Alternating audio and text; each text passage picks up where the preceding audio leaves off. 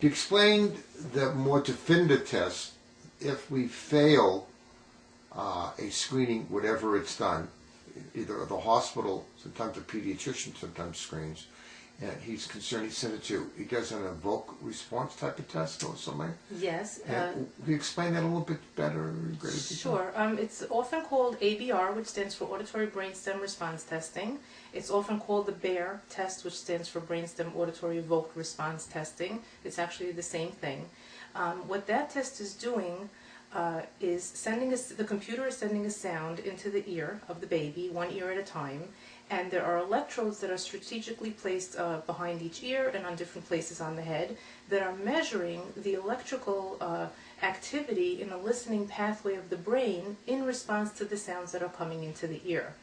So the question becomes, how soft can we make those sounds in each ear, or how loud do we have to make them in order to be able to detect that electrical response? And with that information, we can estimate the threshold of hearing in each ear for every child. You could check for low to high frequency, and you can come up with different levels of decibels? Yes, that's correct. We do a minimum of 3 frequencies in each ear.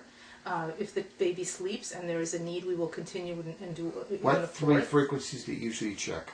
We usually check 500 hertz, which represents a lot of the low frequency range, 2000 hertz and 4000 hertz, the mid to high frequency range. And if there's time or a perceived need, meaning if the baby continues to sleep, because it's a time-consuming test and the baby's required to sleep. How long does it usually take?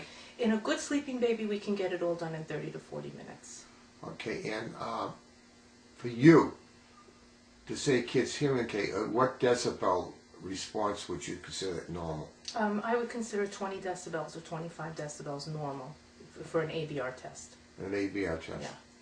Okay, but it's still computer driven. There are some flaws in it, but it's as good as the technician and the techniques you develop too. Is that true?